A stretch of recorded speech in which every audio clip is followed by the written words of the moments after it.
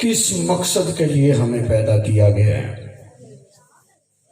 صورتحال تو یہ ہے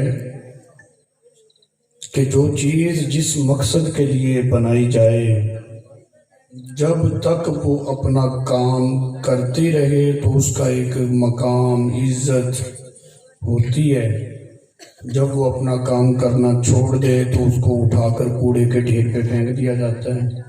یہ انرجی سیور ہی ہے، جب تک چل رہا ہے گھر کی زینت ہے، خراب ہو جائے تو اٹھا کے پھینک دیا جاتا ہے۔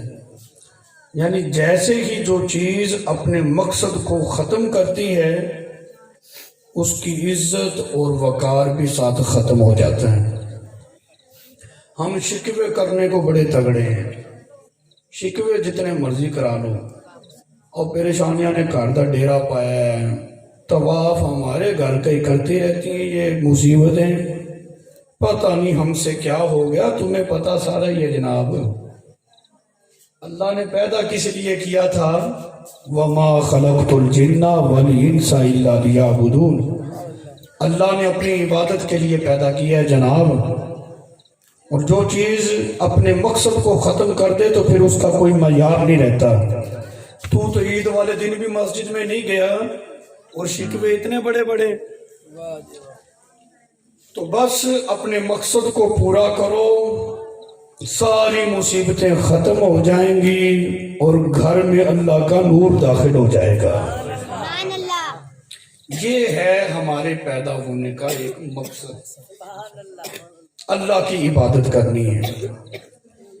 اگر ہم نے اپنا مقصد یہ بنا لیا ہے جو اللہ اور اس کے رسول کے دشمن ہیں ان کے پیچھے زندہ باد اور مردہ باد، تو پھر مطلب یہ ہے کہ ہمیں پتہ ہی کوئی نہیں کہ ہم کس مقصد کے لیے پیدا ہوئے ہیں۔ صورتحال یہ ہے، چھوٹے چھوٹے بچے ایک بیل کے ساتھ کھیل رہے تھے اور ان بچوں میں جناب شیخ عبد القادر جیلانی بھی تھے۔ سبحان اللہ۔ وہ بیل بھی دوڑتا رہا، بچے دوڑاتے رہے، ان کو پتہ ہے بھی شیخ صاحب بھی بیچ میں ہیں تو وہ خوش ہو جائیں گے، جان چھوڑ دیں گے۔ بچوں نے جب جان چھوڑی نہیں نا، وہ تھک گیا بھاگ بھاگ کے، وہ رک گیا۔ اس نے کہا عبد القادر تجھے رب نے اس لیے تو پیدا نہیں نہ کیا۔ یعنی بیل بھی اس بات کو جانتا ہے کہ انسان کسی مقصد کے لیے پیدا ہوا ہے۔ ہم انسان ہو کر ہی اس بات کو آج تک سمجھ ہی نہیں سکے کہ ہمیں پیدا کس لیے کیا گیا تھا۔ تو میرا خیال ہے چودھری صاحب، مار صاحب، فلاں صاحب، ڈمکان صاحب، بات کی بات ہے، انسان کہلوانے میں بھی شرم آنی چاہیے۔ تو اپنا مقصد سمجھو، اپنے معیار کو پہچانو، تمہاری بڑی شان ہے، بڑی وقت ہے تمہاری۔ ایویں دنیا دار لوگوں کے پیچھے جو ذلیل قسم کے لوگ ہیں ان کے پیچھے اپنی زندگیاں تباہ کر رہے ہو۔ کسی کے پیچھے لگنا ہے تو اس کے پیچھے لگو نا جس کے پیچھے رب نے ہمیں لگایا ہے، جس کے پیچھے اللہ ہمیں لگا رہا ہے اس کے پیچھے لگیں گے تو دنیا کی بھی کامیابی ہے، آخرت کی بھی کامیابی ہے۔ انسانیت کا عروج، ترقی، معیار، انقلاب وہ کس چیز میں ہے؟ جس شے کے لیے ہمیں پیدا کیا گیا ہے۔ اللہ نے اپنی عبادت کے لیے پیدا کیا ہے۔ تم ترقی، معیار، عروج اپنا ان بد عمل زانی شرابی لوگوں کے پیچھے چلنے کو سمجھ بیٹھے ہو۔ رسول اللہ فرماتے ہیں بندہ سب سے زیادہ قریب رب کے سجدے کی حالت میں ہوتا ہے۔ اللہ کا قرب جس کو مل جائے، بتاؤ پھر اس سے بڑھ کر معیاری انسان کوئی ہے دنیا کا؟ تجھے چودھری کا قرب مل گیا، ایم پی اے کا قرب مل گیا، فلاں کا قرب مل گیا، 2.5 فٹ چھاتی آگے نکال کے چلتا ہے، میرے ڈائریکٹ رابطے ہیں، میرے ڈائریکٹ سلامہ آندھی ہیں، میرے بڑے تعلقات ہیں۔ اگر ایک فاسق فاجر کے ساتھ تعلق رکھنے والا اتنا اکڑ کے چلتا ہے، رب کی بارگاہ میں سر جھکانے والا بھی فخر سے سر بلند کرے اور کہے سر اٹھا کر اور میں وہ ہوں جسے رب کا قرب حاصل ہے۔ ایک بات میں کہوں، ممکن ہے کہ وہ غلط ثابت ہو جائے، چودھری صاحب بات کریں، ممکن ہے کہ وہ جھوٹ ثابت ہو، علاقے کا M P A M N A بات کرے، یقینی طور پر تو سچ نہیں ہے نا جی، وہ بھی جھوٹ ہو سکتا ہے، لیکن جو محبوب خدا فرما دیں یہ آسمان زمین پہ آ جائے ممکن ہے، زمین پھٹے ممکن ہے، لیکن جو زبان رسالت سے جاری ہو جائے پھر وہ ہو کے ہی رہتا ہے۔ میرے آقا علیہ الصلوۃ والسلام نے فرمایا، بندہ سجدے کی حالت میں اپنے رب کے سب سے زیادہ قریب ہوتا ہے۔ دیکھو نا، ہارون بادشاہ گزرا ہے، اس نے اپنے درباریوں سے کہا، ہارون رشید نے،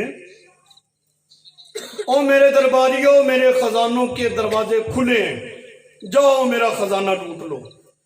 درباری اس طرح دوڑے نا جی، کسی شے کی پرواہ نہ رکھی، کوئی درہم، کوئی دینار، کوئی سونا، کوئی چاندی لوٹ رہے ہیں۔ ایک لونڈی کھڑی ہوئی، اس نے ہارون رشید کے کندھے پہ ہاتھ رکھ دیا۔ ہارون رشید کہنے لگا، تو پگلی ہے، لوگ سونا چاندی درہم دینار لوٹ رہے ہیں، تو یہیں پہ کھڑی ہے، جا تو بھی مال لوٹ۔ اس نے بڑا خوبصورت جواب دیا، اس نے کہا، ہارون رشید آج تیرا یہ اعلان ہے کہ میرے خزانوں میں تو جس پہ ہاتھ رکھ دے گا وہ اسی کا ہے، میں نے خزانے والے پہ ہاتھ رکھ دیا ہے، جب تو میرا ہو گیا تو پھر سارے خزانے بھی میرے ہی ہو گئے ہیں۔ میں کہتا ہوں اپنی زندگیوں کو دنیا کے پیچھے دوڑتے ہوئے کیوں تباہ کر رکھے ہو؟ میں کہتا ہوں جس نے دنیا پیدا کی ہے سجدہ کر کے اس کو راضی کر، یہ ساری دنیا تیری ہو جائے گی۔ اور جنہوں نے اپنے رب کو راضی کیا ہے نا، آج جاؤ ان کے آستانوں پہ حاضرییں دو، تمہیں سمجھ آ جائے گی کہ رب کو راضی کرنے والوں کے قدموں میں دنیا آگے بڑھی ہے۔ بابا فرید جاؤ، داتا صاحب جاؤ، قبلہ حضور امیر المجاہدین، اس دور کے کتب بھی کہوں تو یہ کم ہے۔ اللہ تعالیٰ نے اتنی شان سے نوازا، آج پیدا ہوتے بچے کے سامنے یہ نعرہ لگایا جائے نا، وہ بھی کوشش کرتا ہے کہ میں بھی اپنا ہاتھ اٹھاؤں۔ کتنا نور ہے اس نعرے کے اندر، اتنی تاثیر اس نعرے کے اندر کیوں آ گئی؟ بچے کو بولنا نہیں آتا، جب نعرہ اس کے سامنے لگایا جائے ہاتھ وہ بھی اٹھا دیتا ہے اپنا۔ کہ جنہوں نے اپنے رب کو راضی کیا، پھر رب نے ساری دنیا ان کے قدموں میں ڈال دی ہے۔ آج ساری دنیا، جاؤ نا داتا صاحب، یہ اللہ والوں کے مزارات پہ حاضری دو، سمجھ آ جائے گی۔ شیخ شہاب الدین سہروردی رحمت اللہ علیہ، سارے کون رحمت اللہ علیہ،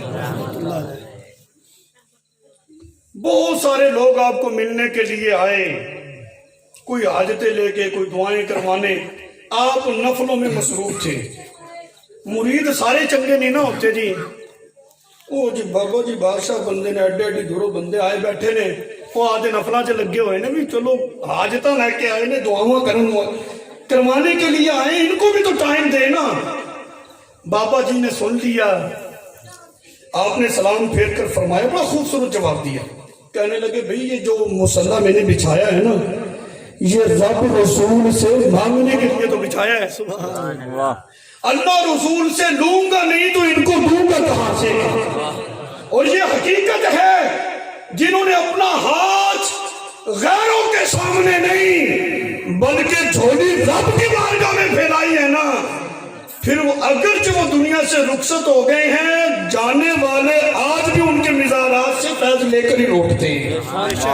سبحان اللہ، قیامت آ جائے گی، داتا صاحب کا لنگر چلتا ہی رہے گا۔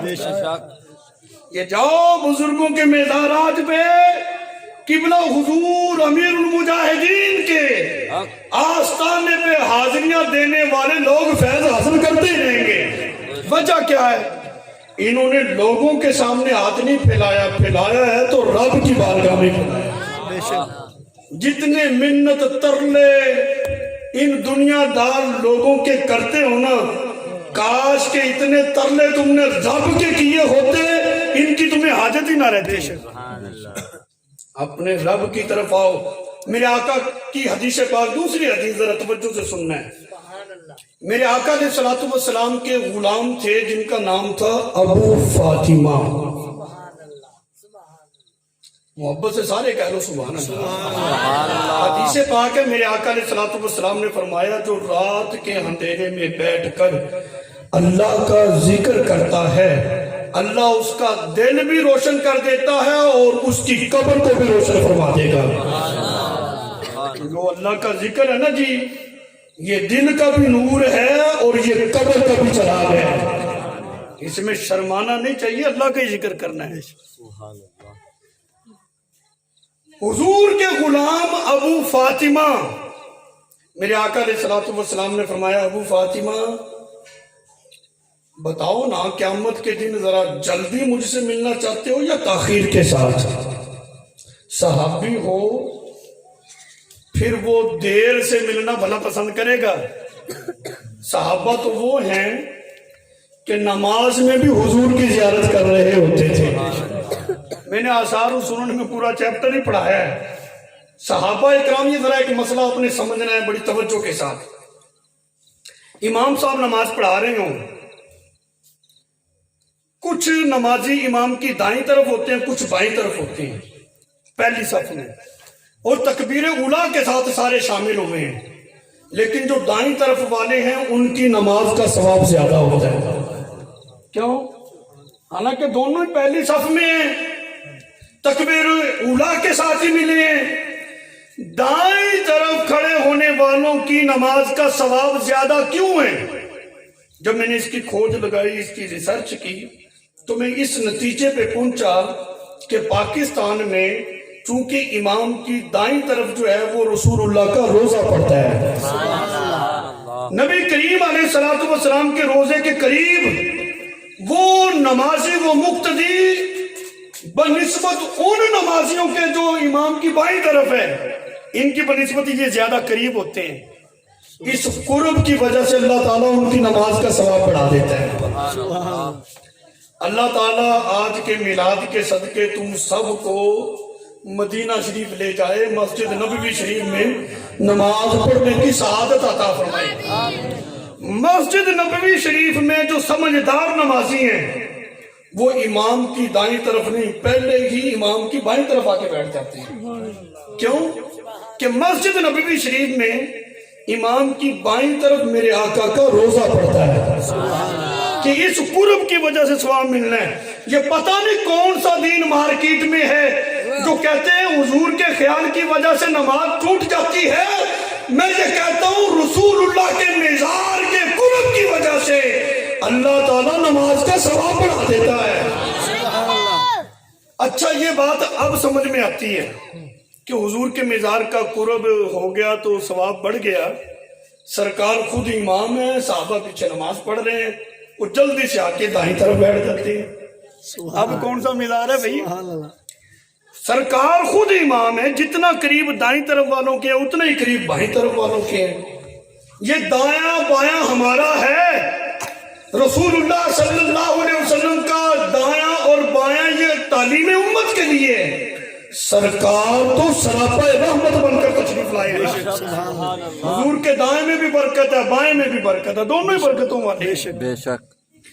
फिर सहाबा हुजूर के पीछे नमाज पढ़ते हुए दाईं तरफ आकर क्यों बैठ जाया करते थे? वजह जब सहाबा से पूछा गया, सहाबा ने फरमाया वजह ये है, जितनी देर हुजूर नमाज पढ़ाएंगे बड़ा मुश्किल वक्त गुजरेगा, सरकार की ज़ियारत नहीं होगी। जब नमाज के इख्तिताम पर दाईं तरफ हुजूर सलाम फेरेंगे ना, हम सबसे पहले हुजूर के चेहरे अनवर की ज़ियारत कर लेंगे। हमारी नमाज क्या है? हम नमाज पढ़े क़याम में है तो नजर सजदे में, रुकू में हो तो नजर पांव पे, समी अल्लाहु लिमन हमिदा तो नजर सीने पे, सजदे में जाए तो नजर नाक पे, तशहुद में हो तो नजर झोली में, दाएं बाएं सलाम फेरे तो नजर कंधों पे। صحابہ کی نماز کیا تھی؟ فرماتے ہیں کہ جب حضور سلام پھیریں گے، دیکھو نا امام سلام پھیرے تو مقتدی بھی دائیں طرف سلام پھیرتا ہے نا، حضور سلام پھیر رہے ہیں، دائیں طرف بیٹھے صحابہ حضور کے چہرے کو دیکھ رہے ہیں۔ یہ تھی صحابہ کی نماز۔ اور ایک روایت میں آتا ہے صحابہ فرماتے ہیں وہ نماز جو سری نمازیں ظہر عصر جن میں بلند آواز سے قرات نہیں کی جاتی، صحابہ فرماتے ہیں ہم نماز میں رسول اللہ صلی اللہ علیہ وسلم کی مبارک داڑھی شریف کی حرکت سے یہ محسوس کر لیا کرتے تھے کہ رسول اللہ قرات فرما رہے ہیں۔ اور یہ صحابہ کی نماز تھی بھائی۔ اچھا یہاں میں مسئلہ سمجھانے لگا ہوں، جو صحابہ نماز میں بھی حضور کی زیارت کرتے تھے، بھلا ان کو یہ گوارا ہوگا بھی تاخیر سے ملاقات ہو؟ ابو فاطمہ جلدی سے ملنا ہے یا تاخیر کے ساتھ قیامت کے دن؟ عرض کی نہیں یا رسول اللہ فٹافٹ میں نے تو ملاقات کرنی ہے۔ میرے آقا نے فرمایا اچھا ایک وظیفہ بتاتا ہوں۔ پیر مریدوں کو وظیفے بتاتے ہیں، آج میں وہ وظیفہ ذکر کرنے لگا ہوں جو پیروں کا بھی پیر ہے۔ اور یہ وظیفہ میرے آقا نے ابو فاطمہ کے ساتھ خاص نہیں کیا، صرف صحابہ کے لیے نہیں تھا، بلکہ میرے آقا نے یہ وظیفہ قیامت تک اپنے ہر آنے والے امتی کے لیے اس کی اجازت دے دی ہے۔ وظیفہ کیا ہے؟ کرو گے وہ انشاءاللہ۔ فرمایا ابو فاطمہ جلدی ملاقات کرنا چاہتے ہو، کثرت کے ساتھ سجدے کیا کرو، تمہارا کثرت کے ساتھ سجدے کرنا قیامت کے دن تمہیں میرے قریب کر دے گا۔ سبحان اللہ۔ اچھا جی پہلی حدیث میں نے جو بیان کی تھی، حضور نے فرمایا بندہ سجدے کی حالت میں اللہ کے سب سے زیادہ قریب ہوتا ہے۔ حضور نے فرمایا کثرت سے سجدے کرو تمہیں میرا قرب مل جائے گا۔ نتیجہ کیا نکلا؟ نتیجہ یہ ہے کہ سجدہ ایک ایسی عظیم عبادت ہے کہ جس سجدے سے بندے کو رب کا قرب بھی مل جاتا ہے، رسول اللہ کا قرب بھی نصیب ہو جاتا ہے۔ سبحان اللہ سبحان اللہ۔ اگر کسی کے پیچھے چلنا ہے نا، اس کے پیچھے چلو جو تمہیں اللہ رسول کے پیچھے چلائے۔ سبحان اللہ۔ اس کے پیچھے کبھی بھی نہ چلنا جو اپنے ہی پیچھے چلائے۔ یہ اس بات کو ذرا سمجھو، ان کی اقتدا کرو، کیونکہ قرآن میں بھی ہے نا وَاتَّبِعْ سَبِيلَ مَنْ أَنَابَ إِلَيَّ، تم ان لوگوں کی اتباع کرو جو اللہ اور اس کے رسول کے پیچھے چلتے ہیں۔ سبحان اللہ۔ ان کے پیچھے پیچھے چلو، یہ ہے صراط مستقیم، یہ لوگ تمہیں اللہ اور اس کے رسول تک پہنچائیں گے۔ بے شک۔ اور یہاں پر ایک بات بڑی قابل غور ہے، بڑی توجہ طلب ہے۔ مائی رابعہ بشری گھر میں نماز پڑھ رہی تھی، چور آ گیا گھر میں۔ گمان یہ تھا بڑی پیرنی ہے، بڑا مال متاع ہاتھ لگے گا۔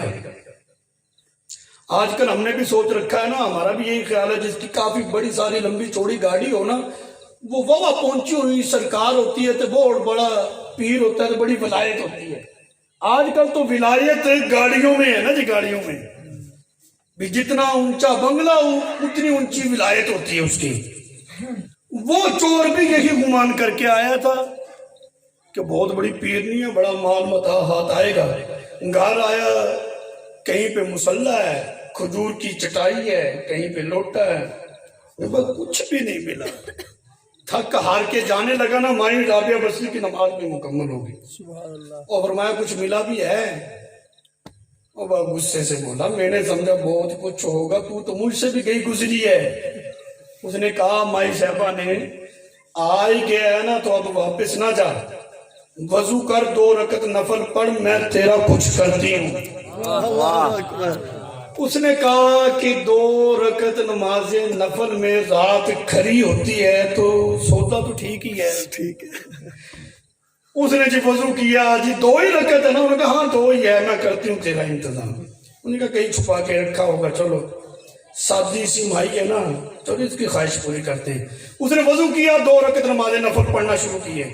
مائی صاحبہ دوسرے کمرے میں تشریف لے گئی, اپنا سر رب کی بارگاہ میں جھکا دیا, عرض کی مولا یہ میرے در سے خالی جا رہا تھا, میں نے تیرے در پہ بھیج دیا ہے.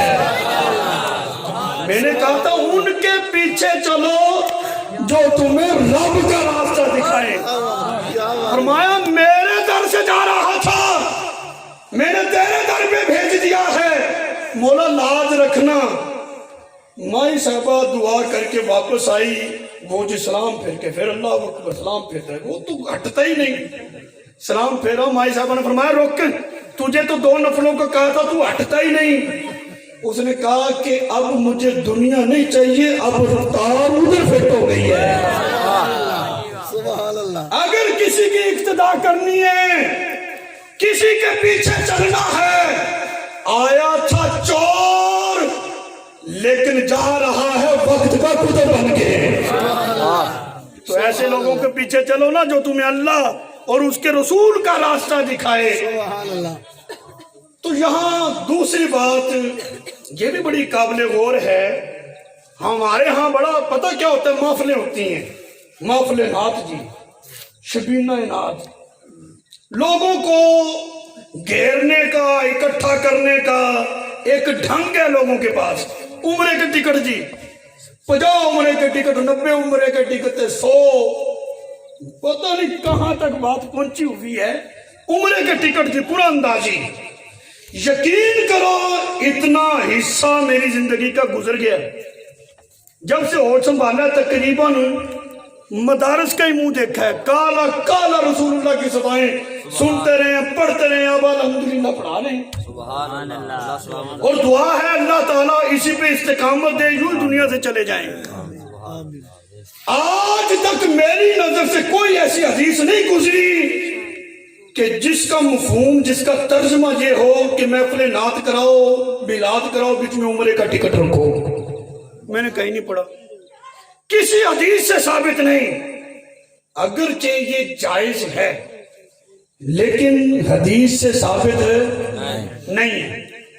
ایک قرآن اندازی ہے جس کا ذکر حدیث میں آیا ہے, وہ کیا ہے؟ میرے آقا علیہ الصلوۃ والسلام نے فرمایا پیروں سے میری گزارش ہے یہ قرآن اندازی بھی کبھی کرو.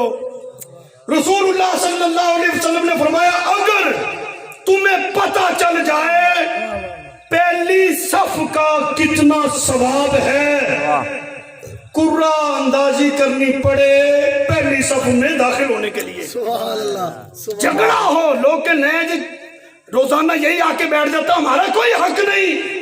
مولوی صاحب کو, قاری صاحب کو, علامہ صاحب کو قرآن اندازی کرنا پڑے بھی, جس کا قرے میں نام نکلے گا وہی پہلی صف میں آئے گا. سبحان اللہ.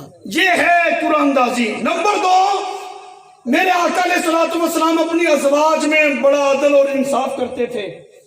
جب کہیں سفر پہ جاتے تو اپنی ازواج میں قرآن اندازی کرتے, جس کا نام نکلتا اس کو ساتھ سفر پہ لے جایا کرتے تھے. جس کا ذکر حدیث میں ہے اس قرآن اندازی کا اشتہار میں نے کہیں نہیں دیکھا. جس کا ذکر ہی کوئی نہیں, دھڑا دھڑ اشتہار چھپ رہے ہیں. اور میں کہتا ہوں دین والوں کے پیچھے چلو, انشاءاللہ یہ اللہ رسول کے راستے پہ تمہیں لگا دیں گے.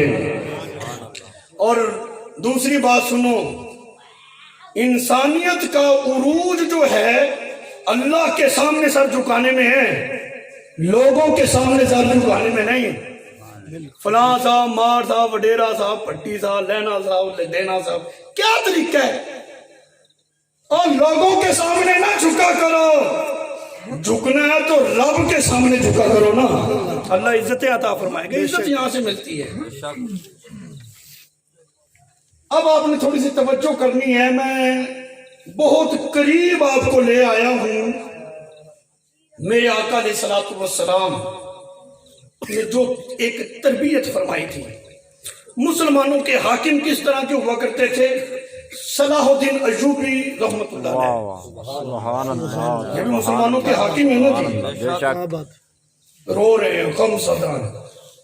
ایک بزرگ تشریف لائے, صلاح الدین کیا ہوا, کیوں روتا ہے؟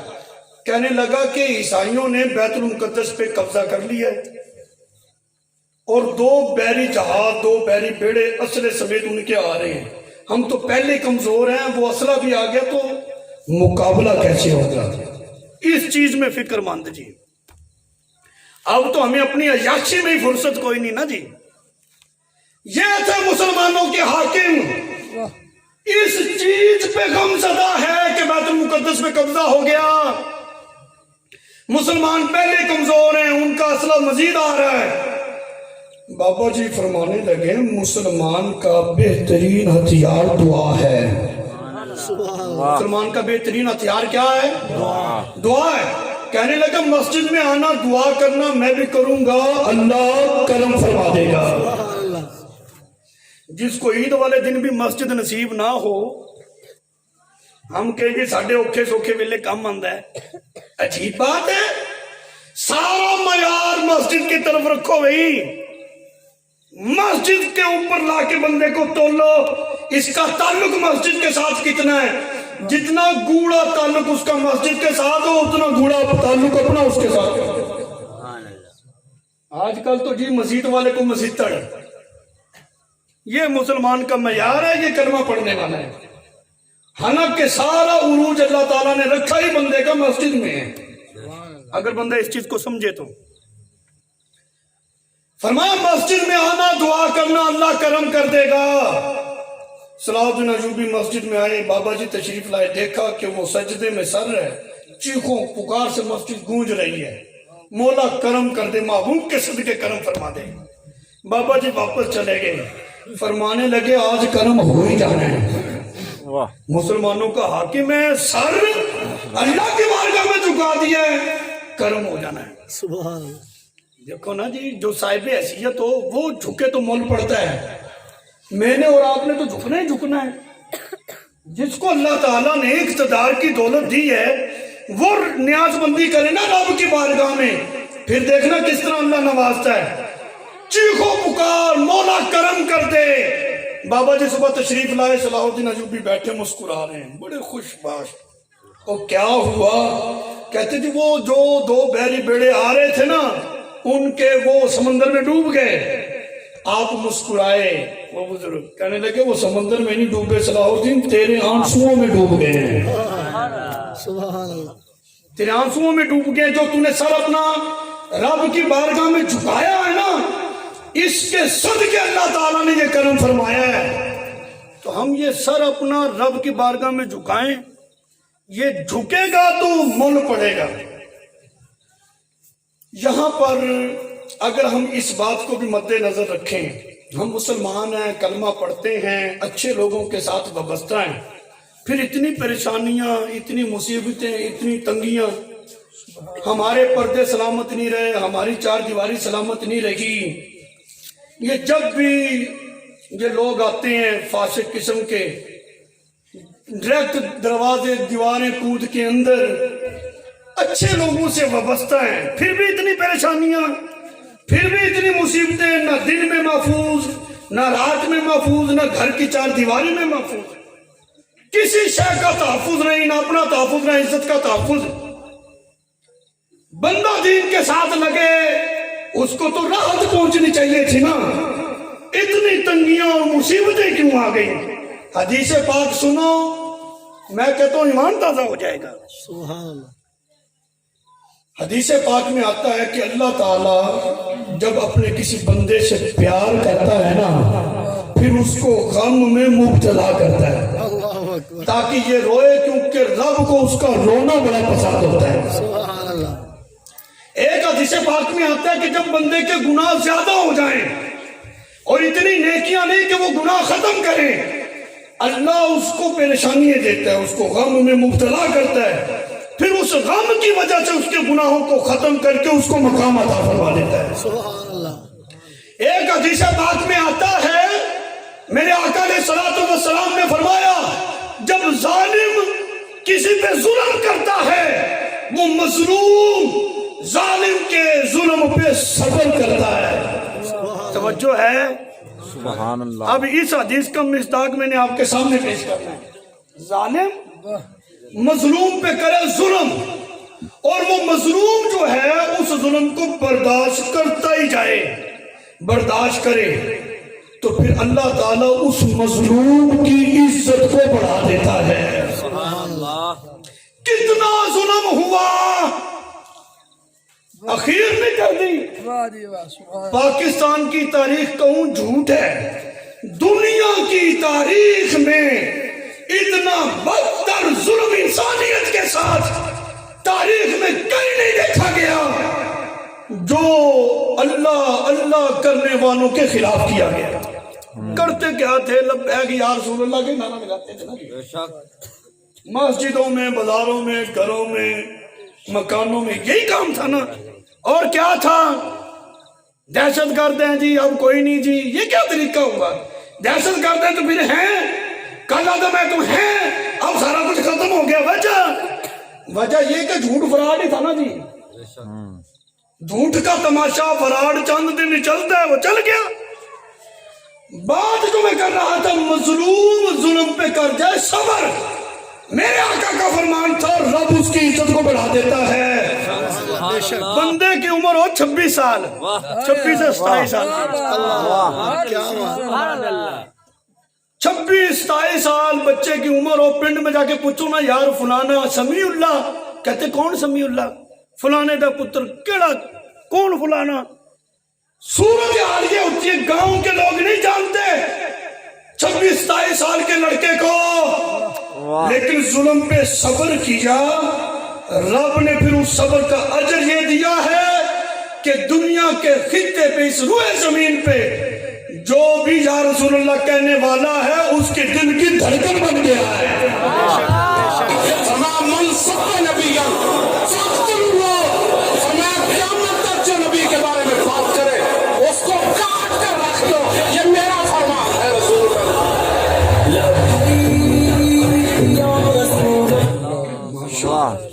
بات یہ ہے، اگر اپنا عروج چاہتے ہو، اپنے مقصد حیات کو پورا کرنا چاہتے ہو، اللہ کی بارگاہ میں آ جاؤ، اللہ کے سامنے سر جھکاؤ، یہ چودھری کلچر سے باہر نکلو، پنڈ دار، نمبردار، فلانا دار، دھمکانا دار، کچھ بھی نہیں۔ اسے کہا میں رب کا بندہ ہوں، سر رب کے سامنے جھکے گا، بس۔ رزق دینے والی رب کی ذات ہے، بے شک۔ ہاں، میرے آقا علیہ الصلوۃ والسلام نے صحابہ کی تربیت بڑی ٹائٹ کی تھی، اور ہمارے اسلاف نے کام یہی نہیں کیا تسبیح پکڑ کے گورے میں بڑھ کے تو دروازہ بند کر لیا، اللہ ہی اللہ، اللہ ہی اللہ۔ اور بھی جہاں اللہ اللہ ہو وہاں پہ اللہ اللہ ہونی چاہیے، جہاں تلوار کا موقع آئے تو پھر رسول اللہ کی سنت ادا کر کے میدان میں بھی آج ہمیں یہی سنت سکھائی گئی ہے، کھانے کے ساتھ میٹھا سنت ہے۔ میں نے کہا سنتوں کے پرچار کرنے والوں، صرف یہی تک حضور کی سنتیں ہیں، تلوار کا ذکر کیوں نہیں کرتے؟ میرے آقا غزوات میں تلوار لے کر بھی آئے ہیں، ظالم کی آنکھوں میں آنکھیں ڈال کر اس کو للکارنا، یہ بھی میرے آقا کی سنت ہے۔ آج یہ سنتیں بیان کرتے ہو، یا رسول اللہ ختم نبوت زندہ باد، زندہ باد، زندہ باد، یا رسول اللہ، یا رسول اللہ، یا رسول اللہ، یا رسول اللہ، یا رسول اللہ، یا رسول اللہ، یا رسول اللہ،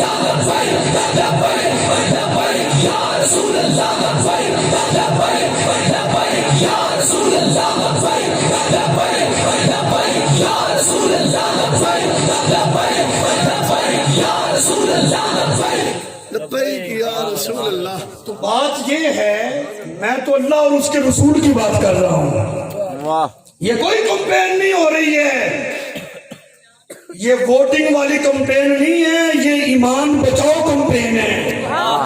اس ممبر کا تقاضا ہے، اس ممبر کا حق ہے، آدھا دین بیان کرو، آدھا چھپا کے ساتھ لے جاؤ، یہ نہیں۔ मैंने भी मरना है, मैंने भी रसूलुल्लाह को जाके दिखाना है।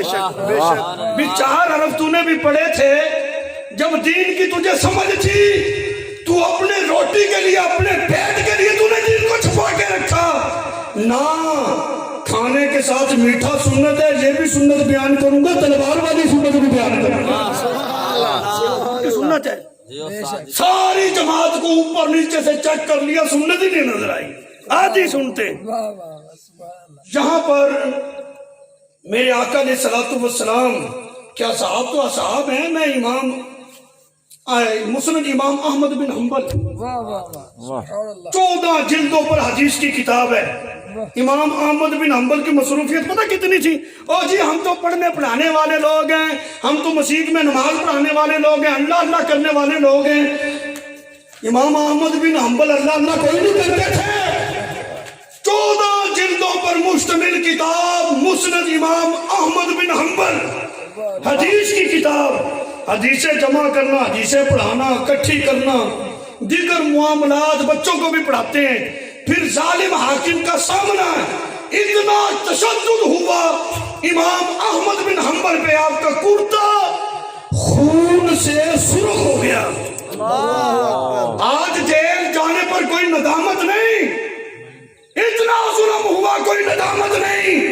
मैं कहता हूं हम सर उठाकर कह सकते हैं कि हमने अपने असलाफ के तरीके को अपनाया है। इमाम अहमद बिन हम्बल से अच्छे हैं हम, उनसे कीमती हमारी जाने हैं, ऐसा नहीं है।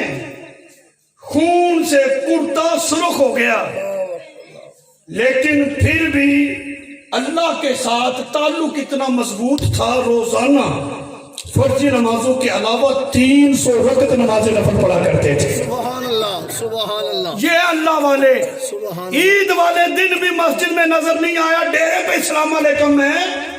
और मैं कहता हूं उन लोगों को सलाम करो जिनके शब रोज गुजरते ही अल्लाह की इबादत में है।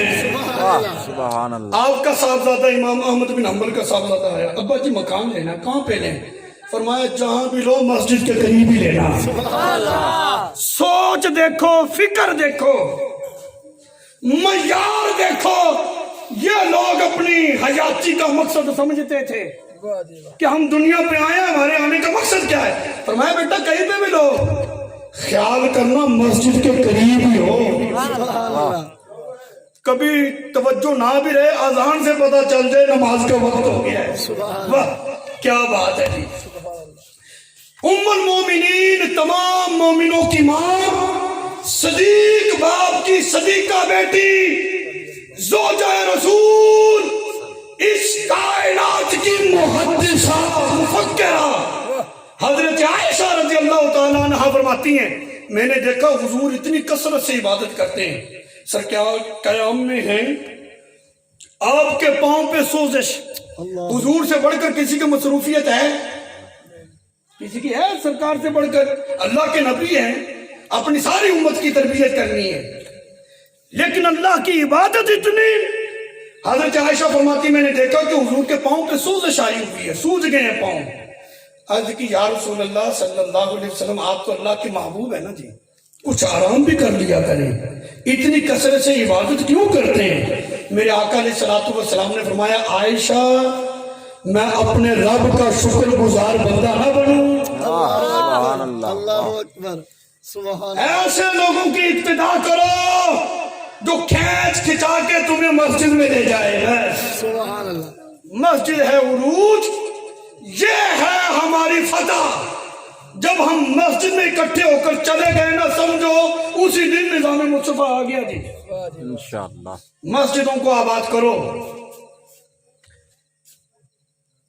एक स्याफाम खातून थी, काम उसका क्या था? मस्जिद नबवी शरीफ की झाड़ू निकाला करती थी।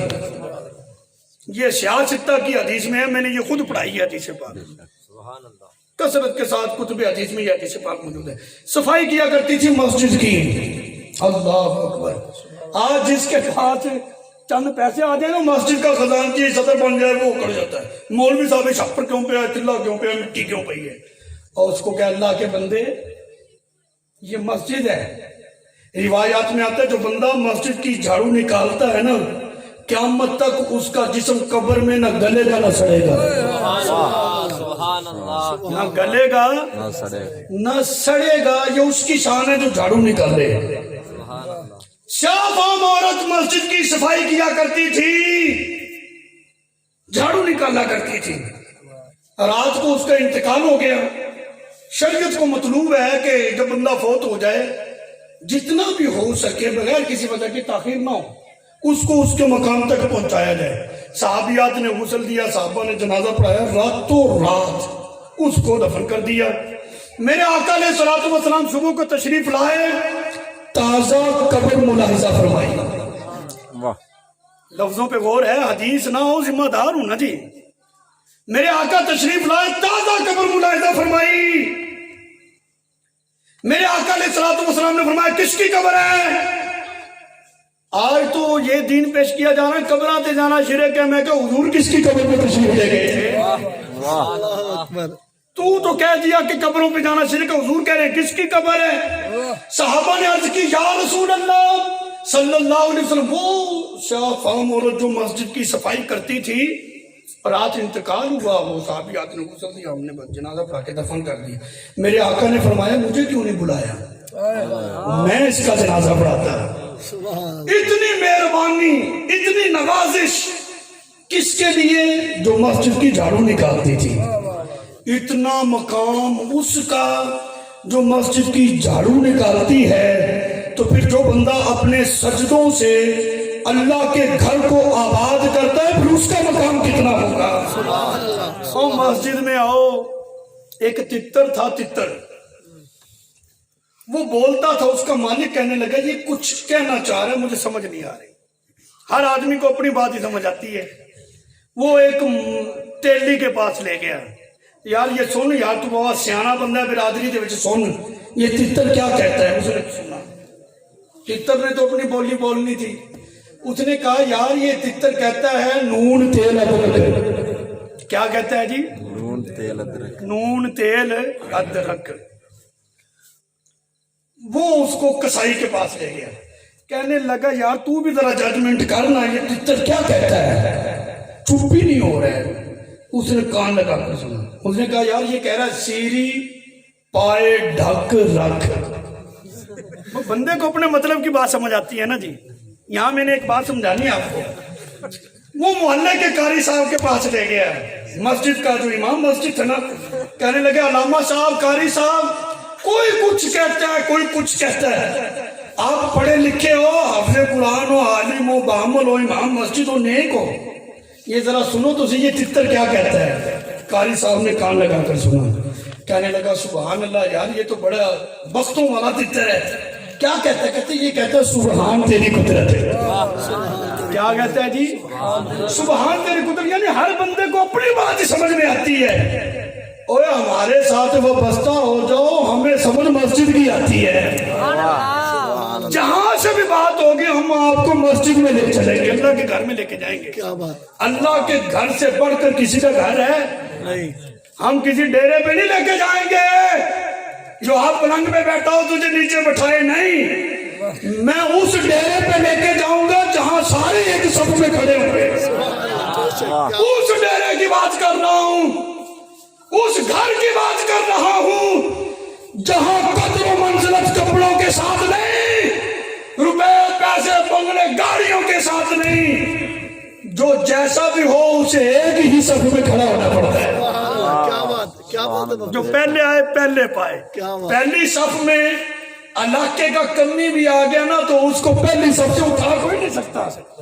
اللہ کا گھر ہے، یہ تمہارا کوئی ڈیرا کوئی نہیں۔ کیا بات، اس ڈیرے کی میں بات کر رہا ہوں، ادھر آؤ، ادھر آ جاؤ، پھر دیکھنا زندگی میں انقلاب کیسے آتا ہے، زندگیاں بدلتی کیسے ہیں۔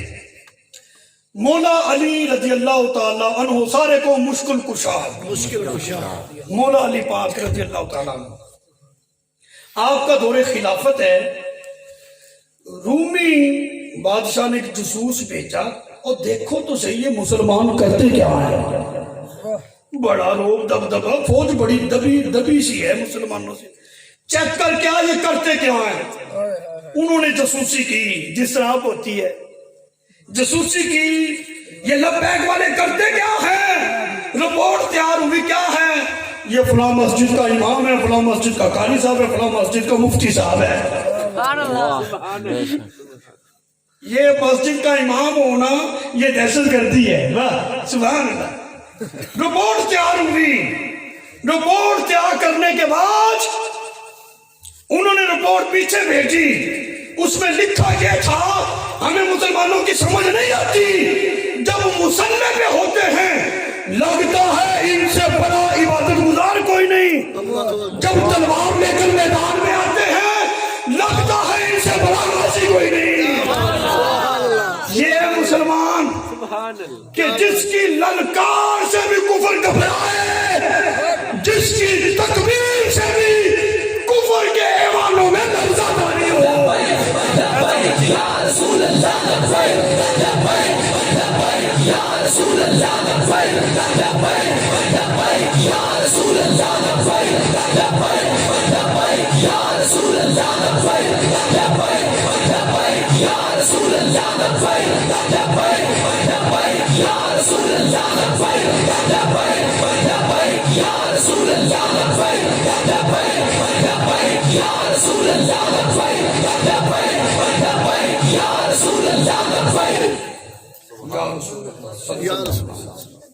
کتنا مزہ ہے. واہ میں نے نہیں کہا روک جا، مزہ ہی اتنا آتا ہے اس نعرے میں. اللہ کا ذکر ہے نا جی، ذکر میں تو برکت ہوتی ہے نا. حدیث پاک ہے میرے آقا علیہ الصلوۃ والسلام نے فرمایا جب تک روئے زمین پر ذاکر موجود ہیں، ذکر کرنے والے موجود ہیں، اس وقت تک قیامت نہیں آ سکتی. لبیک والا نو دونوں ہاتھوں نال سلوٹ کرو جدوں تک کہے گے نے قیامت تو محفوظ ہو، کیونکہ حضور کا فرمان ہے جب بندہ زبان سے اللہ کا ذکر کرتا ہے نا جی، دیکھو لبیک یا رسول اللہ، اللہ رسول کا ذکر ہے نا، زبان سے اللہ کا ذکر کرتا بار بار بار بار کرتا ہے. زبان رک بھی جائے نا تو دل پھر بھی اللہ کا ذکر کرتا ہی رہتا ہے. یہ ہے تو اس لیے یہ ذکر کیا کرو، اسی میں ہی عافیت ہے، اسی میں ہی انقلاب ہے، اسی میں عروج ہے. دنیا آخرت قبر کی ساری بلائیاں ہی اللہ رسول کے ذکر میں.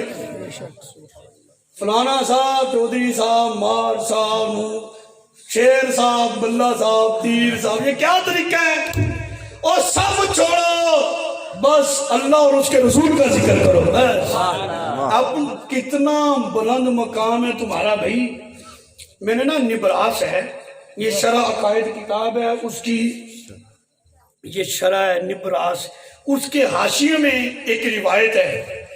یہ ہے محبت والوں کے لیے، اگر موڈ ہے تو سینے کا زور لگا کے سبحان اللہ کو میں وہ حدیث میں آیا. اللہ تعالیٰ بروز قیامت ساری امتوں کے انبیاء کی امتوں جو ہیں ان کا حساب کتاب ہوگا سب کے سامنے. قصہ مختصر باری آ جائے گی رسول اللہ کے امتیوں کی. اللہ تعالیٰ اپنی شایان شان نور کا خیمہ لگائے گا. سبحان اللہ. شایان شان نور کا خیمہ. فرشتے سے کہے گا وہ میرے محبوب کو امتی ہے نا، اس کو بلا کے لا. وہ آ جائے گا، ہاں جی جی. وہ رجسٹر کھلے گا، یہ گناہ تو نے کیا، کہے گا کیا، یہ بھی کیا، کہے گا کیا. یہ سارا رجسٹر سامنے. وہ سوال کرے گا مولا سب کا حساب کتاب سب کے سامنے، میرا حساب کتاب اونے میں کیوں؟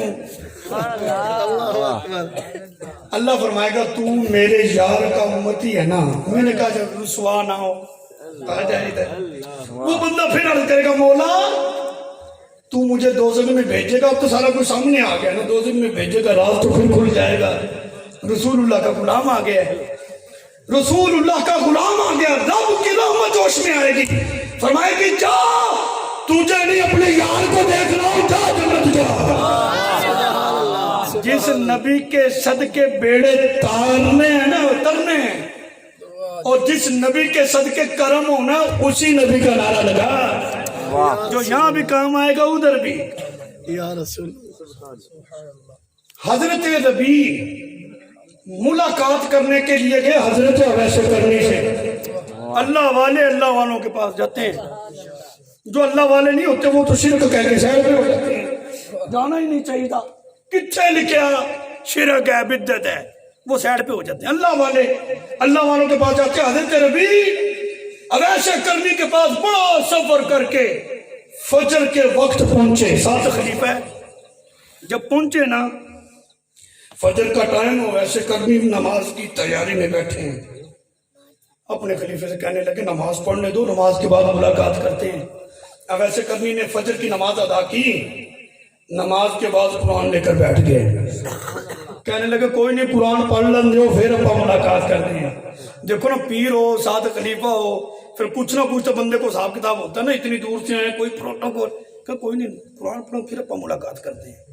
خلیفہ جو ساتھ ہے، زوال کا جو 4 سے اشراق کا وقت شروع ہوا نا، قرآن بند کیا، 4 سے اشراق کے نفل شروع کر دیے۔ خلیفہ پھر دیکھ کے کہتا کوئی نہیں نفل پڑھو تو میں لینے کوئی نہیں۔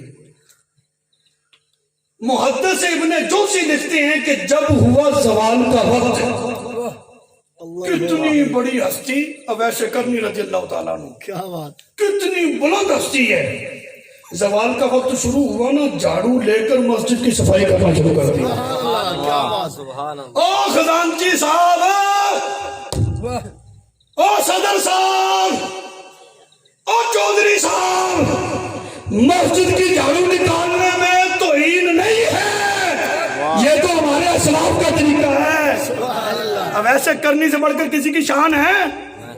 جس کے پیچھے نمازیں پڑھتے ہو تقاضا یہ کرتے ہو لیٹرین میں بھی صاف کرے۔ او کچھ تو حیا کیا کرو کہ یہ وہ ہے جو تمہیں اللہ اور اس کے رسول کا راستہ دکھا رہا ہے۔ بے شک، بھلا کوئی قوم اپنی لیڈر کے ساتھ، اپنے قائد کے ساتھ ایسا کرتی ہے؟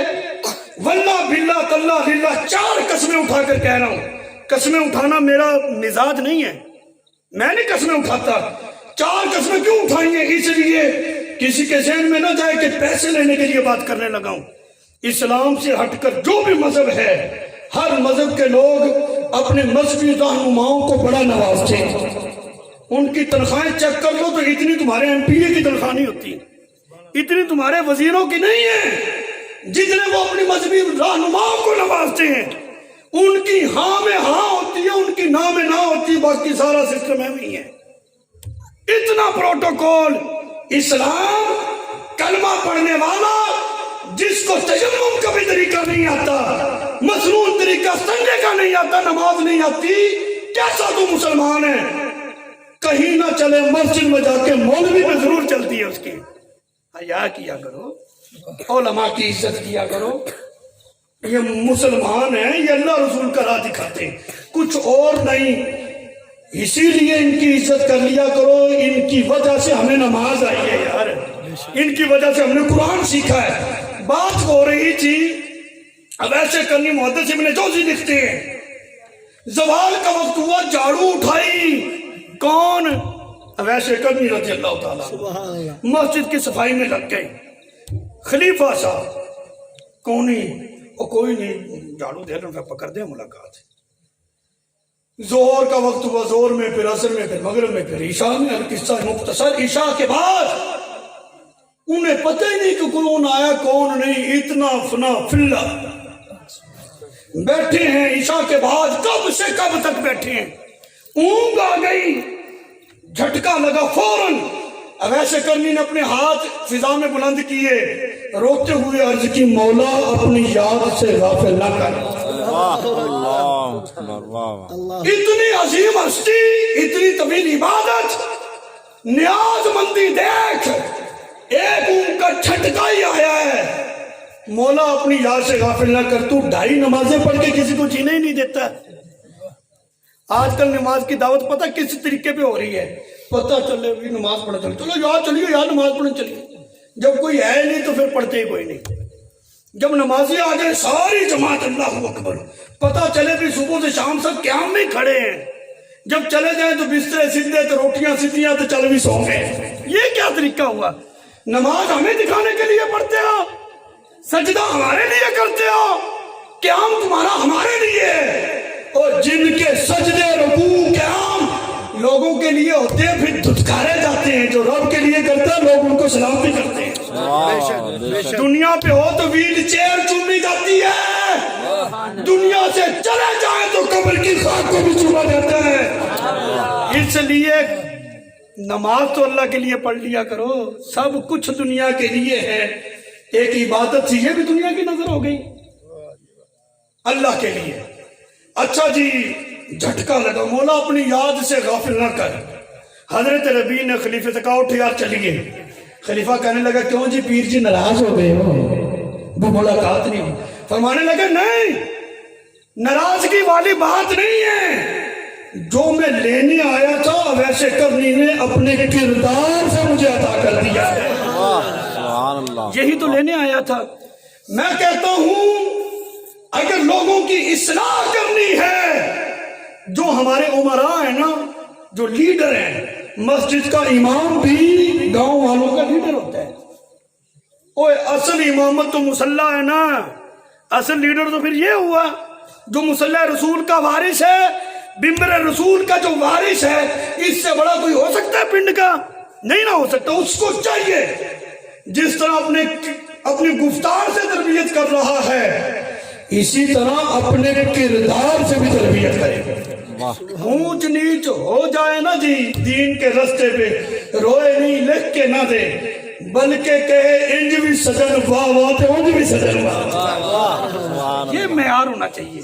اگر کوئی تنگی ہے, دیکھو نا ہاتھ لوگ چومتے نہیں, کوئی ہاتھ چوم رہا ہے, کوئی کپڑے چوم رہا ہے, کوئی پاؤں چوم رہا ہے, تو اب بڑی راحت محسوس ہو رہی, بڑا خوش ہو رہے ہو. اگر اللہ رسول کے نام پہ ہتھ کڑی آ گئی, یہ تو کچھ بھی نہیں ہے یار. ہمارے اسلاف پہ تو بڑی بڑی مصیبتیں, بڑے بڑے پہاڑ توڑے گئے, یہ تو کچھ بھی نہیں. ہتھ کڑی لگی, جیل چلے گئے, ادھر بھی روٹی کھائی, 4 دن سکون کیا, کوئی پریشانی نہیں, آرام سے بیٹھے, پتہ ہی کوئی نہیں چلا. جیل سے باہر آئے تو 3 کلو وزن ہی بڑھ گیا تھا. 3 کلو. میں تو بہت ڈائٹ کرتا ہوں, کہ بڑا خیال کرتا ہوں کہ میرا وزن نہ بڑھ جائے, وہاں پہ بڑھ گیا. وہ بڑا اس لیے کہ وہ باہر نہیں نکلنے دیتے تھے. وہ چھوٹی سی کوٹھی, وہ 7 بلاک جو ہوتا ہے, اب بندہ اس میں کیا سیر کرے.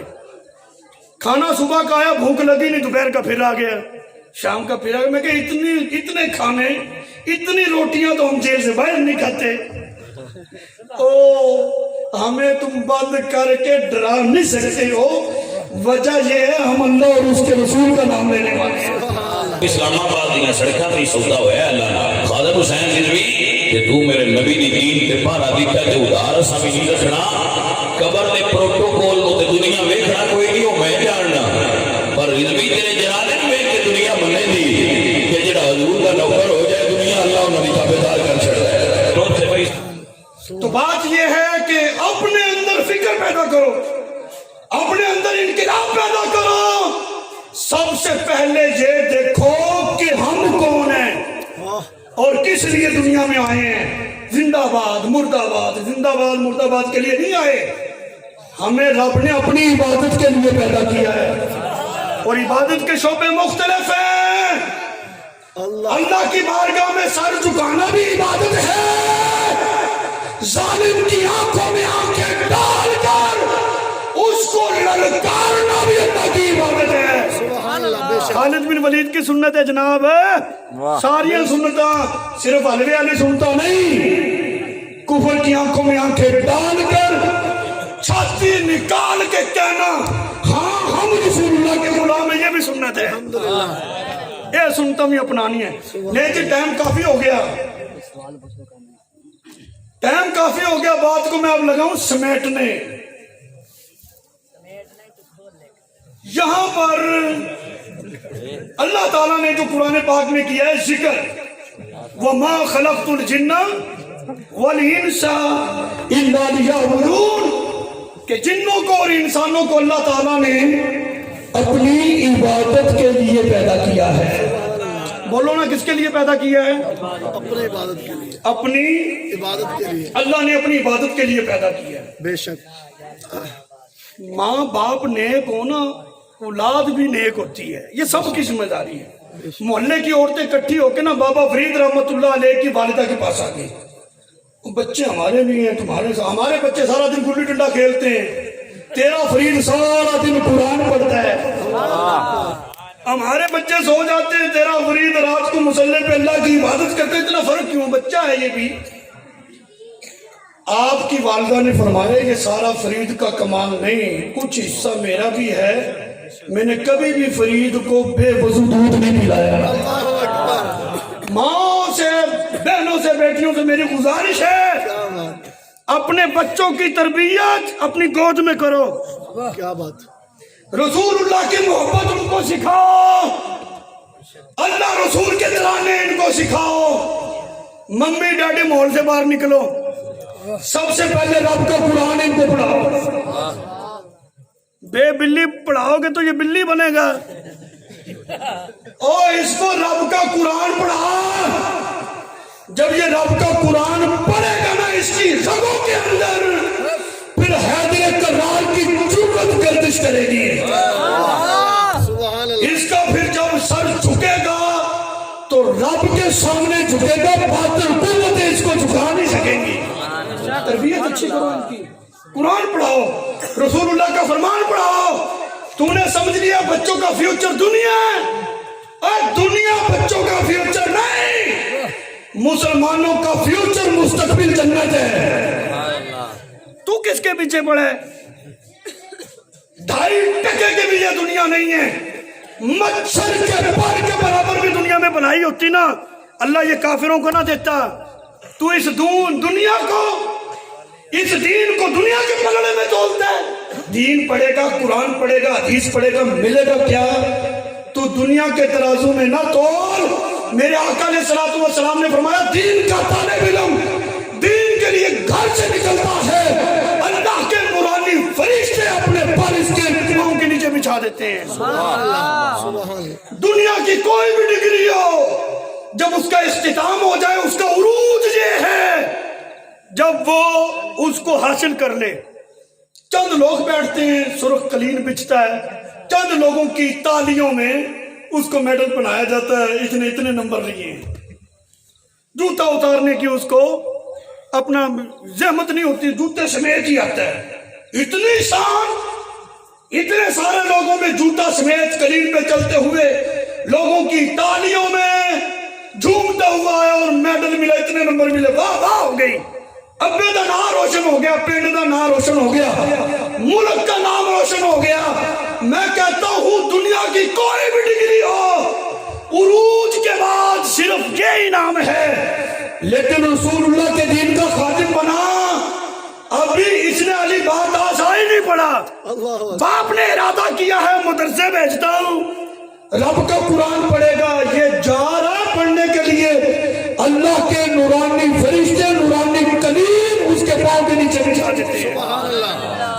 کوئی لمٹ نہیں، 3 میٹر 5 میٹر 10 میٹر نہ، جہاں تک وہ جاتا ہے وہ نورانی کلیم اس کے پاؤں کے نیچے ہوتے ہیں۔ سبحان اللہ، اتنی شان و شوکت حضور کے دین سے ملتی ہے۔